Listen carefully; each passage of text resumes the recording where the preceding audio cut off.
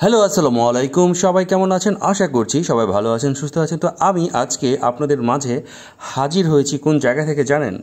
নামটা কিন্তু সত্যিই অদ্ভুত, সিটি সেন্টার। যদিও এই জায়গাটির নাম আগে ছিল গফির সেন্টার, যদিও এই নামটি আরও অনেক বেশি অদ্ভুত সিটি সেন্টার থেকে।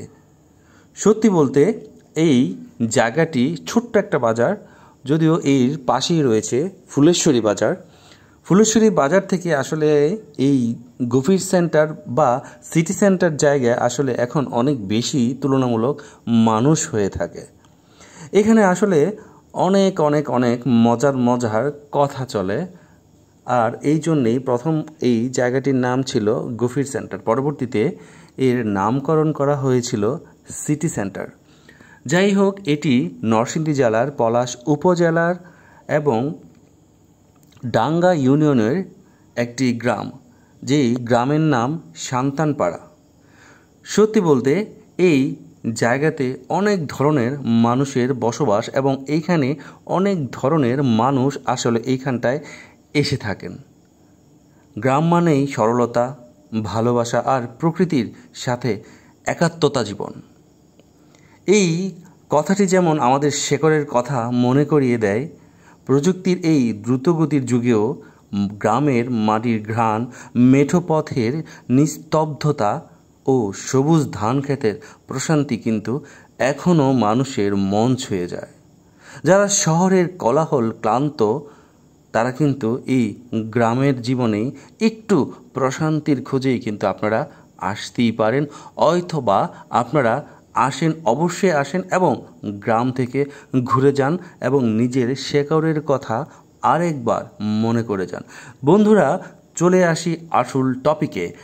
এই হচ্ছে সিটি সেন্টার। সিটি সেন্টারের মধ্যে আপনারা কিন্তু ফ্ল্যাক্সিলোডের দোকান পেয়ে যাবেন এবং সেই দোকানের মধ্যে কিন্তু ছোটদের অনেক টাইপের খেলনা এবং হোমিওপ্যাথি ওষুধ আপনারা কিন্তু এখানে পেয়ে যাবেন। বন্ধুরা, এই জায়গার মধ্যে কিন্তু অনেক বড় একটি ওষুধের দোকান রয়েছে, যেই ওষুধের দোকানে আমি এখন আপনাদেরকে দেখাচ্ছি। এই ওষুধের দোকানে কিন্তু সকল ধরনের অলমোস্ট ওষুধ এখানটায় পাওয়া যায়। যেই ফার্মেসির লোক, সেটা আমি আপনাদের সামনে এখন দেখাচ্ছি। এই হুজুরের নাম হচ্ছে মুন্না হুজুর। ইনি একজন কিন্তু ইমাম সাপো।